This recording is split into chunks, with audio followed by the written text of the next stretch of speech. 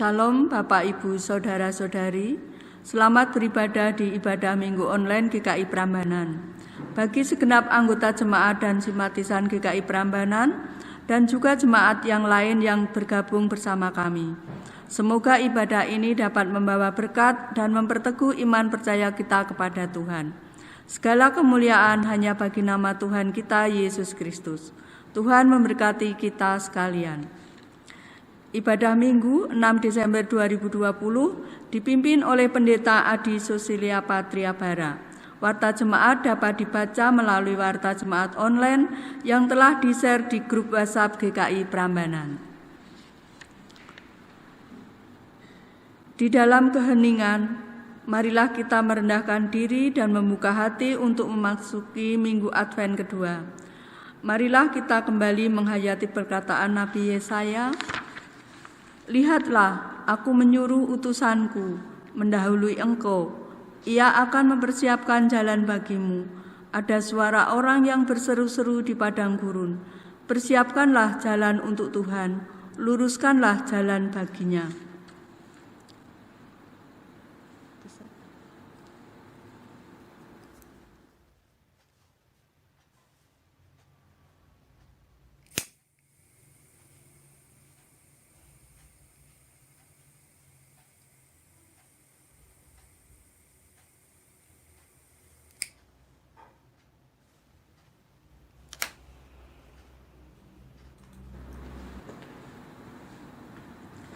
Lilin kedua simbol iman. Lilin iman ini melambangkan anugerah Allah di dalam kehidupan kita. Dengan iman, kita percaya bahwa Allah menciptakan segala sesuatu dan menganugerahkan keselamatan kepada umat-Nya. Jemaat diundang untuk bangkit berdiri, kita pujikan Kidung Jemaat 85, bait 1 dan 2. Kusongsong bagaimana?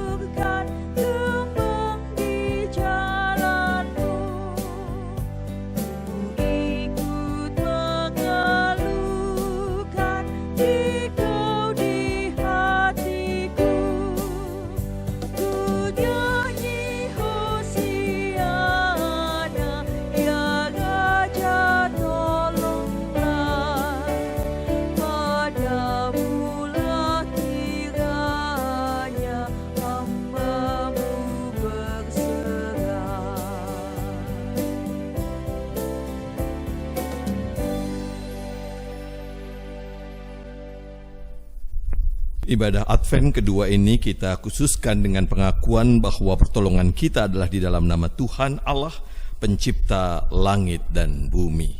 Amin. Amin. Damai Kristus besertamu. Dan beserta saudara juga. Jemaat dipersilahkan untuk duduk kembali. Memasuki Minggu Advent kedua, kita diundang untuk mempersiapkan diri dan kehidupan kita untuk menyambut kedatangan Tuhan dengan hidup di dalam pertobatan. Seperti pada masanya Yohanes Pembaptis tampil di padang gurun, kini kita juga patut mengingatkan orang-orang di sekitar kita dengan menyerukan, "Bertobatlah dan berilah dirimu dibaptis, dan Allah akan mengampuni dosamu." Kita menyanyikan Kidung Jemaat 85, bait ketiga. Kusongsong bagaimana?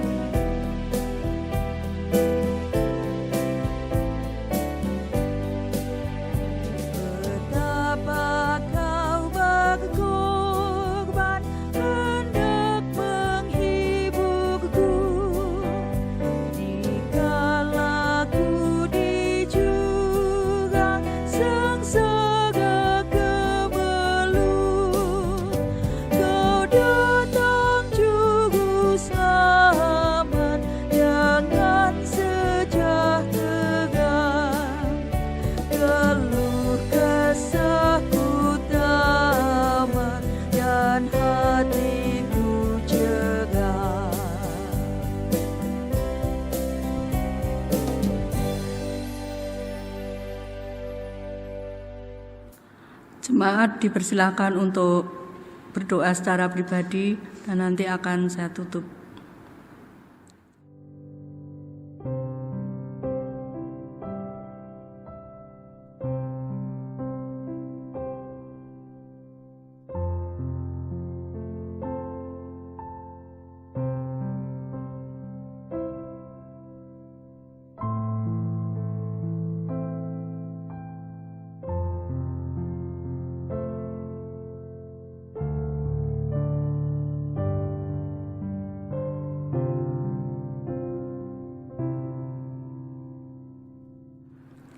Tuhan, inilah seruan doa kami ya Tuhan.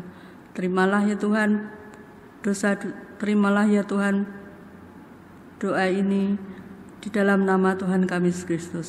Amin. Bersama-sama kita pujikan PKJ 37, Bila Ku Renung Dosaku.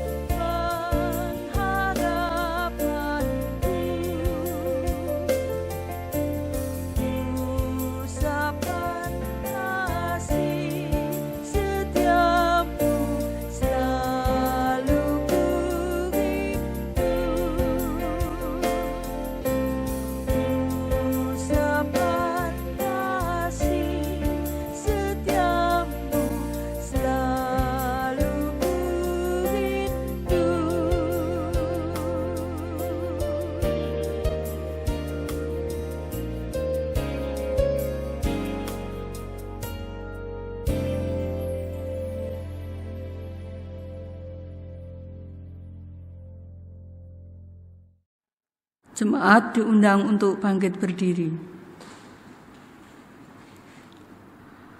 Markus 1 ayat 7-8 yang demikian. Inilah yang diberitakannya, sesudah aku akan datang, ia yang lebih berkuasa daripadaku, membungkuk dan membuka tali kasutnya pun aku tidak layak. Aku membaptis kamu dengan air, tetapi Ia akan membaptis kamu dengan Roh Kudus. Demikianlah berita anugerah dari Tuhan. Syukur kepada Allah. Bersama-sama mari kita pujikan PKJ 60 bait yang pertama. Hai umat manusia.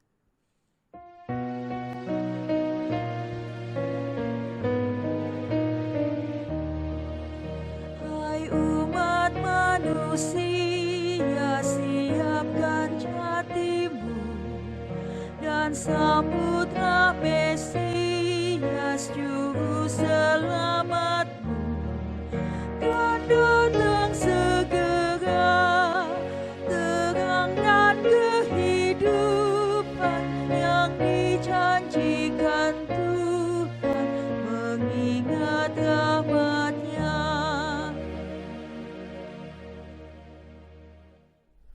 Jemaat dipersilahkan duduk, mari kita mempersiapkan hati kita untuk belajar dari firman Tuhan. Kita bersama-sama berdoa. Tuhan, kami memohon kuasa-Mu, membimbing kami dalam membaca merenungkan firman Tuhan, agar firman Tuhan bukan sekadar kami nikmati sebagai sebuah siaran, tetapi sungguh-sungguh menjadi sapaan Tuhan dalam hidup kami. Dan tolonglah kami agar kami mampu mencerna firman Tuhan, dan terlebih dari itu melakukannya dalam hidup kami masing-masing. Kami menyerahkan waktu yang berharga ini dalam kasih setia Tuhan. Besertalah dengan kami dan tolonglah kami. Di dalam Kristus Yesus Sang Firman yang hidup, kami berdoa dan memohon. Amin. Saudara-saudara, pembacaan Alkitab kita menurut Injil Markus pasal 1 ayat 1 sampai dengan 8. Inilah Injil Yesus Kristus menurut Markus pasal 1 ayat 1 sampai dengan 8. Inilah permulaan Injil tentang Yesus Kristus anak Allah. Seperti ada tertulis dalam kitab Nabi Yesaya, "Lihatlah, aku menyuruh utusanku mendahului engkau. Ia akan mempersiapkan jalan bagimu." Ada suara orang yang berseru-seru di padang gurun, "Persiapkanlah jalan untuk Tuhan, luruskanlah jalan baginya." Demikianlah Yohanes Pembaptis tampil di padang gurun dan menyerukan, "Bertobatlah dan berilah dirimu dibaptis, dan Allah akan mengampuni dosamu." Lalu datanglah kepadanya orang-orang dari seluruh daerah Yudea dan semua penduduk Yerusalem, dan sambil mengaku dosanya mereka dibaptis di sungai Yordan. Yohanes memakai jubah bulu unta dan ikat pinggang kulit, dan makanannya belalang dan madu hutan. Inilah yang diberitakannya, "Sesudah aku akan datang Ia yang lebih berkuasa daripadaku. Membungkuk dan membuka tali kasutnya pun aku tidak layak. Aku membaptis kamu dengan air, tetapi Ia akan membaptis kamu dengan Roh Kudus." Demikianlah Injil Yesus Kristus. Yang berbahagia ialah mereka yang mendengarkan firman Tuhan dan yang memeliharanya. Maranatha. Maranatha, Maranatha, Maranatha.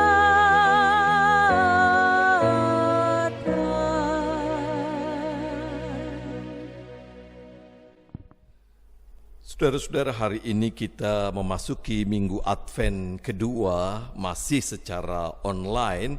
Kita akan belajar menghayati masa-masa persiapan menyambut kedatangan Tuhan ini dengan merenungkan Injil Markus pasal 1 ayat 1 sampai dengan 8.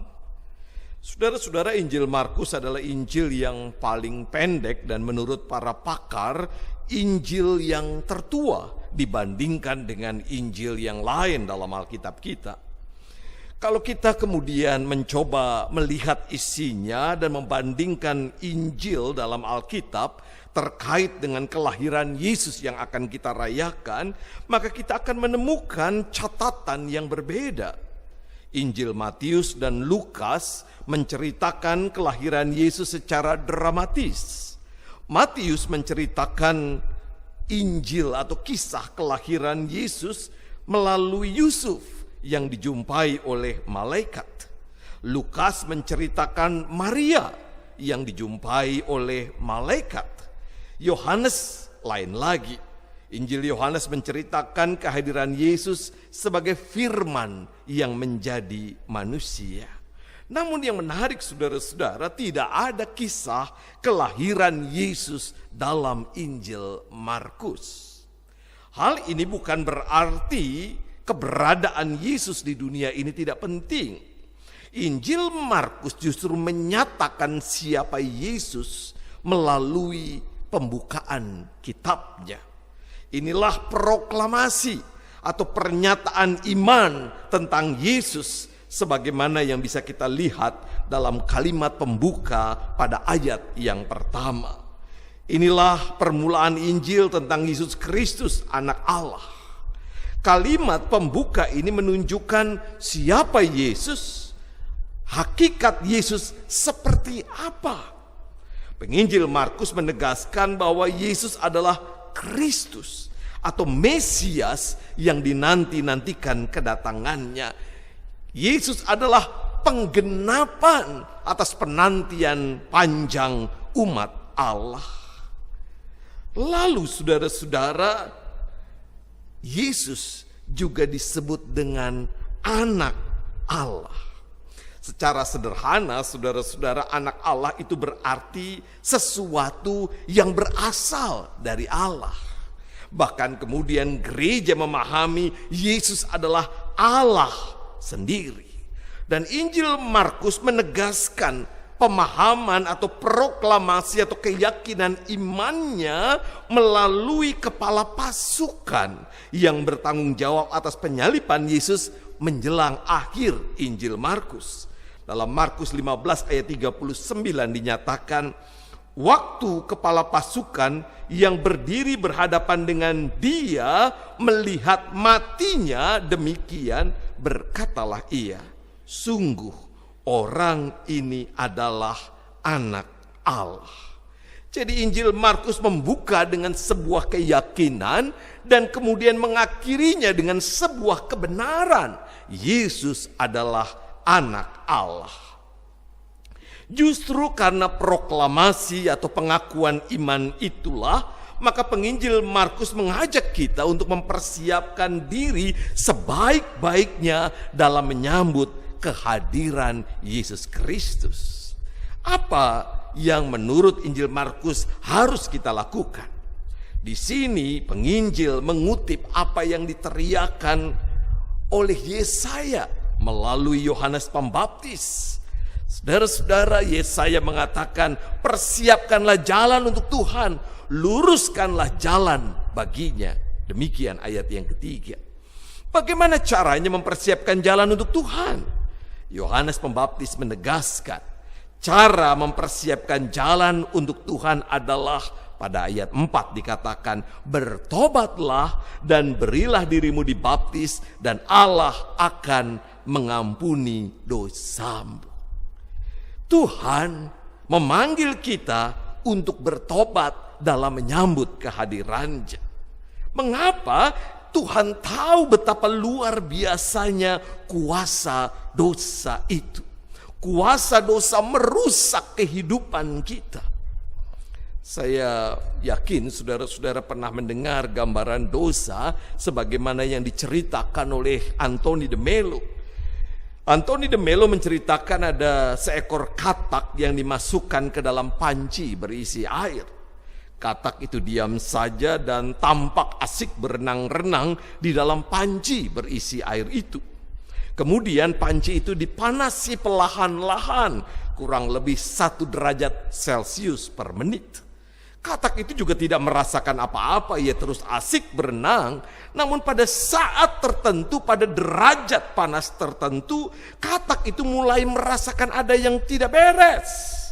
Katak itu mulai merasakan air menjadi panas dan ia berusaha melompat keluar dari panci. Namun apa yang terjadi?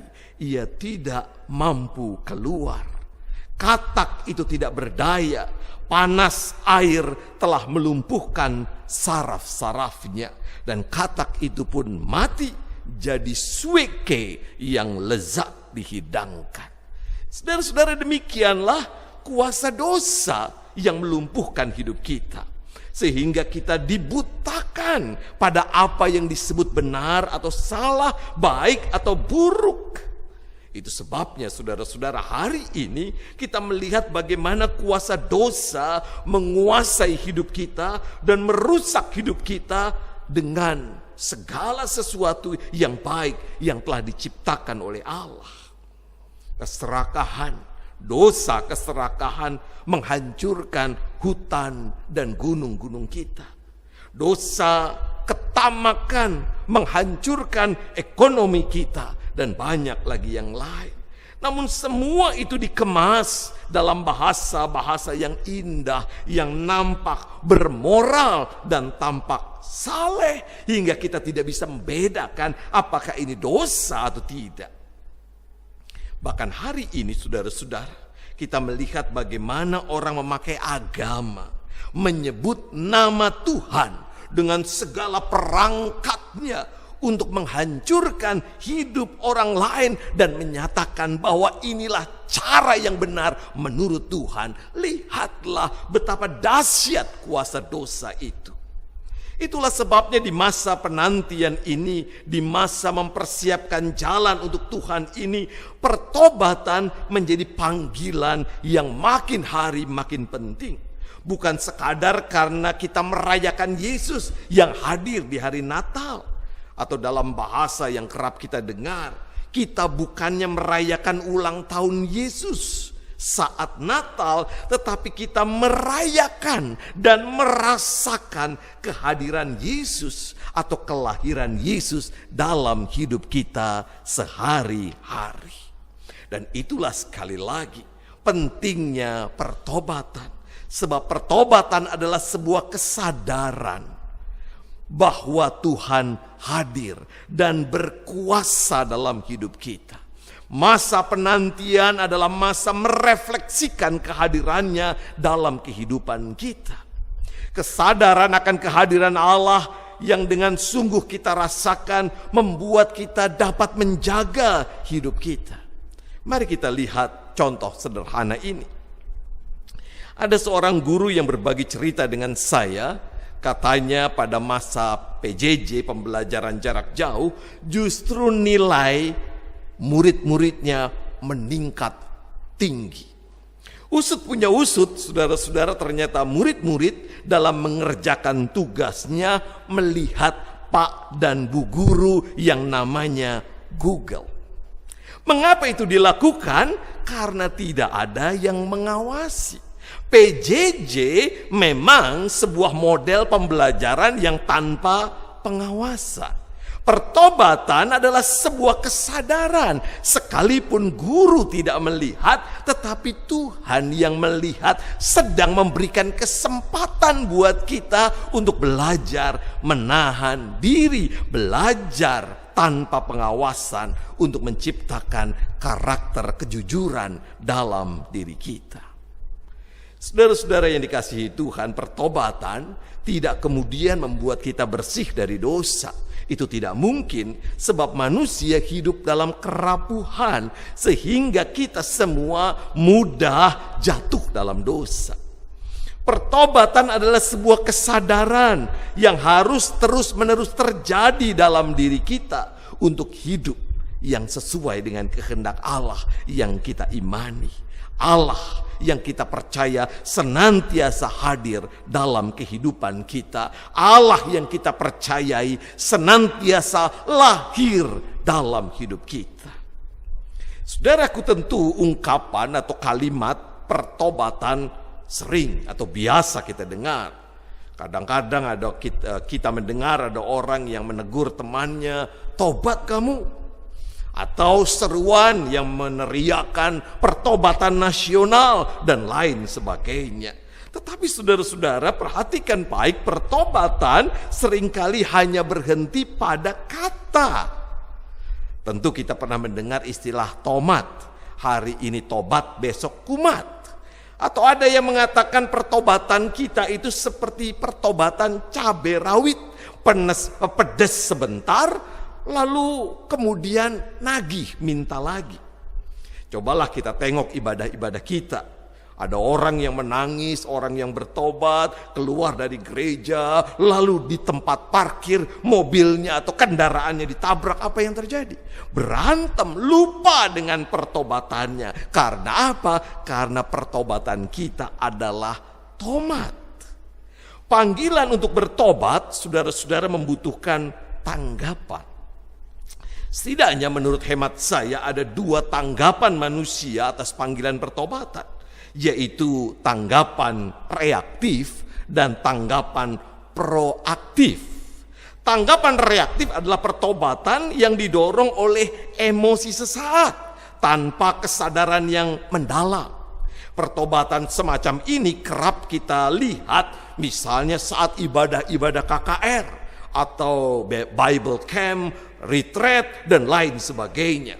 Orang karena suasana mendengarkan khotbah, kesaksian, doa, lalu merasakan hatinya bergejolak, terbawa emosi, lalu memutuskan bertobat. Tetapi karena tidak didorong oleh kesadaran, maka pertobatannya tidak berlangsung lama.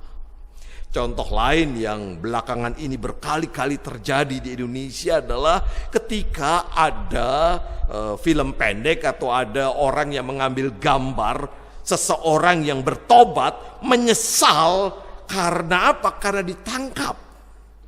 Mengapa dia ditangkap? Karena dia menyebarkan berita hoax.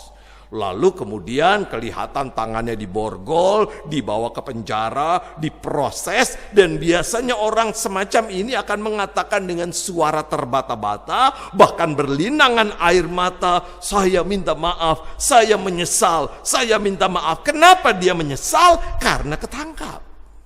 Inilah yang namanya pertobatan reaktif. Reaksi kita atas sesuatu yang terjadi yang biasanya sekali lagi kurang mendalam. Pertobatan proaktif sebaliknya, yaitu tanggapan atas panggilan pertobatan yang didorong oleh kesadaran, oleh nilai-nilai yang kemudian kita sadari dalam hidup ini. Kita bisa mendapatkan contoh dari rasul yang bernama Saulus sebelum menjadi Paulus. Kisah pertobatannya memang dimulai dengan peristiwa yang dahsyat. Ada cahaya memancar dari langit dan dia terjatuh lalu menjadi buta. Akan tetapi ada hal yang menarik yang tercatat dalam kisah pertobatan Saulus dalam Kisah 9 ayat yang ke-5. Ketika peristiwa itu terjadi, Saulus bertanya, "Siapakah engkau Tuhan?" Dan ada suara yang berkata, "Akulah Yesus yang kau aniaya itu." Kalimat pendek yang membangun kesadaran Saulus. Jadi selama ini yang ia aniaya adalah Tuhan itu sendiri. Suara itu memberikan kesadaran pada Saulus untuk mengenal, untuk berusaha mengenal Yesus lebih dekat lagi. Sedikit demi sedikit ia mulai mengenal Yesus yang kemudian membawanya menjadi pemberita Injil Yesus Kristus, menjadi rasul yang luar biasa. Saudara-saudara, kita juga bisa melihat contoh-contoh yang lain. Mungkin kita juga ada di dalamnya. Salah satu contoh yang sangat terkenal adalah seorang bapak gereja yang disebut Agustinus. Saudara-saudara, Agustinus memiliki seorang ayah namanya Patricius yang gemar memberikan teladan buruk dalam hidupnya. Ibunya bernama Monica, seorang Kristen yang setia. Keluarganya boleh dikatakan keluarga yang tidak terlalu harmonis, semacam broken begitu. Ia tumbuh menjadi anak yang liar. Pada usia 17 tahun sudah kumpul kebo dan mempunyai seorang anak. Dia ikut berbagai macam aliran sesat dan sebagainya. Sampai kemudian ia merasakan kehadiran Tuhan. yang menangkap dirinya. Saat itulah ia mulai mendekatkan diri kepada Tuhan, merasa diri begitu kotor dan sedikit demi sedikit berusaha mengubah kelakuannya. Tidak mudah memang, tetapi ia berusaha dengan keras untuk kemudian ia menjadi pekabar Injil pada masanya. Di kemudian hari gereja menganugerahkan kepadanya gelar Santo, seorang suci. Saudaraku, siapapun kita, apapun masa lalu kita, dengan bertobat Tuhan mampu mengubahkan hidup kita. Tuhan mampu lahir kembali dalam hidup kita, memberikan kepada kita kesempatan untuk menjadi anak-anaknya. Pertobatan semacam inilah yang dibutuhkan dalam mempersiapkan diri menyambut kehadirannya. Mempersiapkan diri dalam menyambutnya itu berarti memberi ruang bagi Yesus untuk terlahir dalam hidup kita. Terlalu sempit hati kita diisi oleh egoisme dan egosentrisme. Sudah saatnya kita membuka hati kita dan mempersilahkan Kristus terlahir di sana untuk mengubah hidup kita. Maukah kita bertobat, membuka hati kita bagi kelahiran Kristus? Tuhan mencintai kita semua. Amin.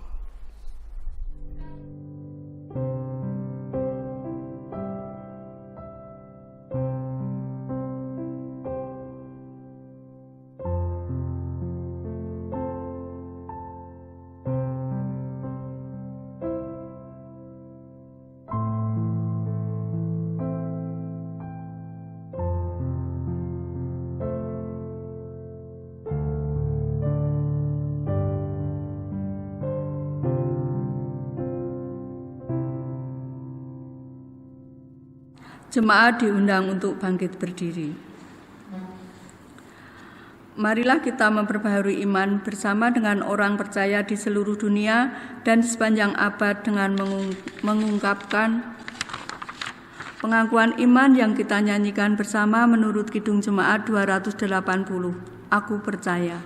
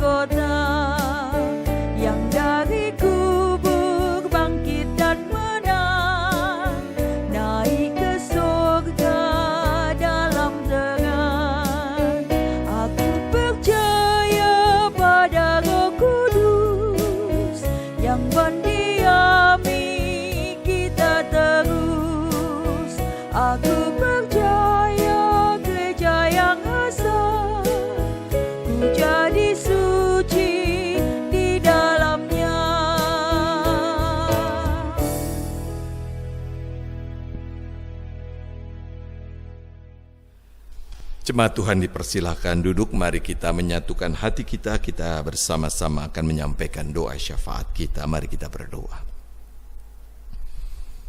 Tuhan, kami masih melakukan ibadah online.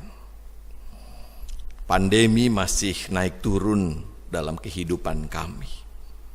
Kami mendengar saudara-saudara kami, rekan-rekan kami, orang yang kami kenal terkena virus COVID-19.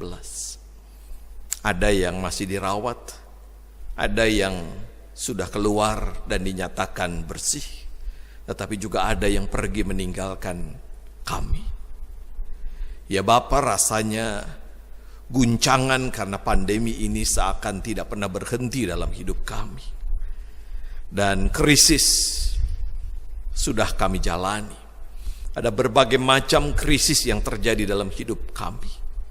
Dan karena itu ya Bapa, kuatkan kami.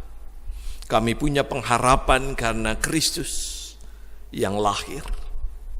Kami punya pengharapan karena inilah masa penantian itu. Karena itu ya Bapa, mampukan kami mempersiapkan hati kami dalam menyambut kehadiran-Mu, bukan dengan perlengkapan Natal, pernak-pernik, makanan, perhiasan, dan barang-barang baru yang lain. Tetapi kami rindu memperbarui hati kami, agar kami memberi ruang bagi Engkau untuk berkuasa di sana. Dan itu dapat kami lakukan ketika kami bertobat dari cara hidup kami yang penuh dengan egoisme dan egosentrisme. Kami hanya mementingkan diri kami hanya mementingkan perasaan kami hanya mementingkan kebutuhan kami. Dan itu sebabnya kami bersungut-sungut, kami berteriak marah kepadamu, pada sesama kami, kepada orang-orang yang ada di sekitar kami. Oh Bapa yang baik, tenangkan diri kami. Kiranya kami boleh menyapa Engkau, memberi ruang bagimu, dan mempersilahkan Engkau hadir di tengah-tengah hati kami. Natal yang syahdu mungkin kami rayakan tahun ini. Natal tanpa ibadah bersama, Natal tanpa pesta. Tetapi bukankah itu hakikat Natal yang sesungguhnya? Dalam keheningan malam, Engkau lahir di kandang yang dingin dan sepi, tanpa kegembiraan, tanpa pesta, tanpa makan-makan. Hanya malaikat surgawi yang memekik penuh sukacita, menyanyikan pujian bagi kemuliaan Allah Bapa di sorga. Kami rindu ya Bapa, sekalipun kami melewati Natal dalam keheningan, dalam kesahduan, dalam kegamangan, kami tetap bisa mendengarkan suara gembira malaikat Tuhan, karena kami bertobat, karena kami menyerahkan hati kami menjadi tempat di mana Engkau lahir dan hadir. Bapa surgawi, kami mau berdoa untuk gereja-gereja Tuhan dimanapun berada. Kiranya keheningan Natal boleh dirasakan oleh gereja-gereja Tuhan, merefleksikan kehadiran Tuhan, merefleksikan panggilan pertobatan. Kami mau berdoa secara khusus untuk GKI Prambanan. Berkati ya Bapa, panitia yang mempersiapkan Natal. Kiranya suasana kehidupan saat ini tidak merusak kerinduan untuk merayakan Natal yang lebih berarti. Kami doakan pendeta kami, para penatua, Tuhan berkati agar mereka boleh terus menggembalakan umat-Mu dalam berbagai macam persoalan oleh karena beban hidup dengan penuh gembira dan sukacita. Berkati Bapa agar gereja kami bisa menelurkan program-program, kegiatan-kegiatan kreatif yang memberi solusi atas persoalan bersama yang kami alami saat ini. Kami mau berdoa untuk para aktivis gereja, mereka yang melayani dalam berbagai macam bidang di gereja-Mu di tempat ini. Kiranya Tuhan menolong pula mereka yang berkarya untuk menghadirkan ibadah online di rumah kami masing-masing. Berkatilah seluruh karya pelayanan kami Bapa, agar membawa kebaikan bagi kehidupan umat-Mu dan demi kemuliaan nama Tuhan. Kami mau berdoa untuk saudara-saudara kami yang terdampak pandemi ini, mereka yang sedang terbaring oleh karena sakit penyakit, mereka yang mengalami kesulitan ekonomi, mereka yang mengalami berbagai macam kegelisahan kehidupan. Tuhan berkati, kiranya Tuhan menolong persekutuan gereja kami untuk saling menopang satu dengan yang lain. Kami mau berdoa untuk pergumulan kami yang tidak mampu kami katakan. Yakinkan kami Bapa, Engkau sumber pengharapan hadir pada waktu yang tepat. Engkau senantiasa memberi kekuatan pada kami, karena kami hanya bersandar kepadamu. Kami menyerahkan negeri yang kami cintai ini. Berkatilah pemimpin bangsa kami, agar mereka sungguh-sungguh bisa mengelola negeri kami dengan adil dan benar. Kami pedih menyaksikan korupsi terus terjadi sekalipun pandemi sedang melanda. Kami pedih menyaksikan gerakan intoleransi yang semakin meluas di negeri ini. Berkatilah pemimpin bangsa kami, berkatilah aparat hukum dan keamanan, agar negeri ini sungguh menjadi negeri yang damai, yang bersatu untuk melawan krisis akibat pandemi COVID-19. Kami doakan dunia kami ya Bapa, kiranya dunia boleh juga bersatu padu untuk melawan pandemi yang terjadi di mana-mana. Berkati Bapa agar pemimpin-pemimpin dunia mengedepankan kerjasama dalam dialog yang saling membangun. Kami doakan bumi ini Bapa, kiranya kami boleh merawat bumi ini sebagaimana yang Engkau ciptakan agar bumi ini tetap baik. Kami juga teringat akan Gunung Merapi yang sedang bergejolak. Kiranya Tuhan menolong agar warga yang mengungsi atau yang terdampak Gunung Merapi merasakan sentuhan pemeliharaan Allah dalam hidupnya. Terima kasih Bapa, inilah doa kami yang jauh dari sempurna, yang kami panjatkan di dalam nama Tuhan kami Yesus Kristus yang mengajar kami berdoa.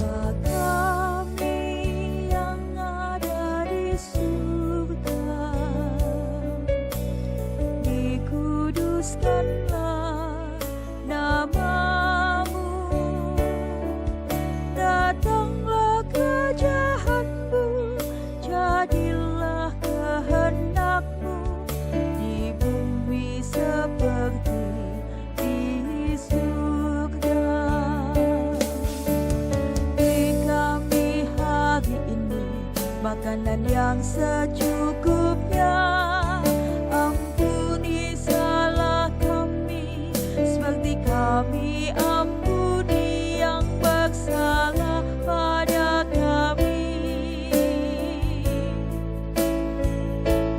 Jangan bawa kami dalam pencobaan, melainkan lepaskan kami dari yang jahat, sebab Kaulah yang punya kerajaan dan kuasa dan kemuliaan sampai selama-lamanya.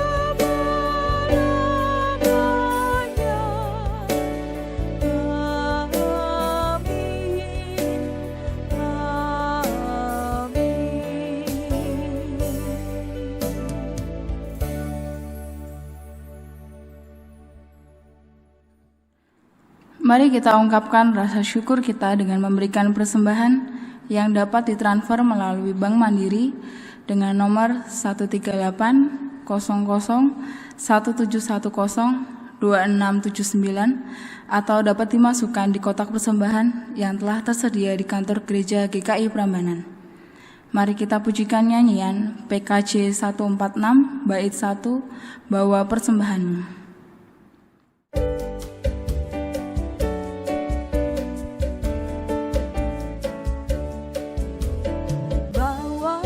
Sembahanmu dalam rumah Tuhan dengan rela hatimu, janganlah jambu.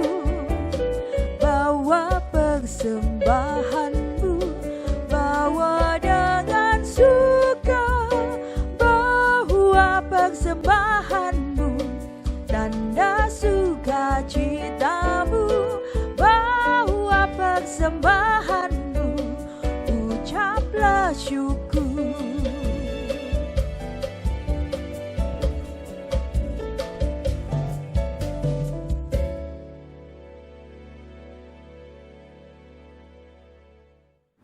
Jemaat kami undang bangkit berdiri.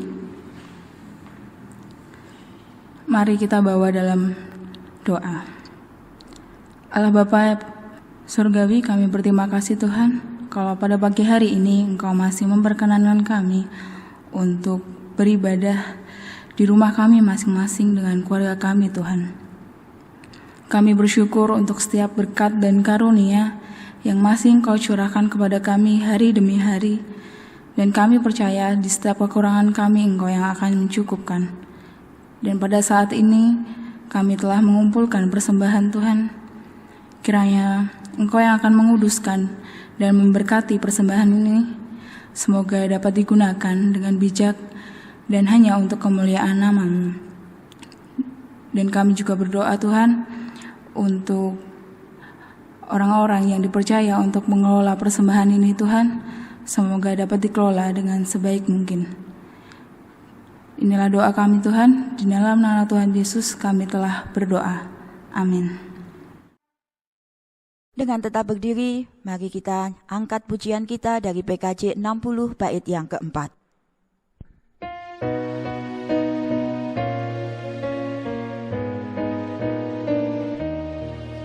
Di masa suci ini ku mohon padamu, ya Yesus, Kau sendiri siapkan diriku.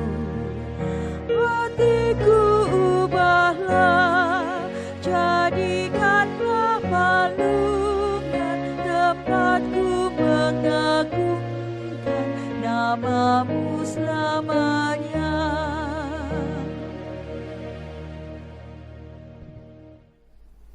Saudara-saudara, persiapkanlah hatimu untuk menyambut kehadiran Kristus yang terlahir dengan bertobat.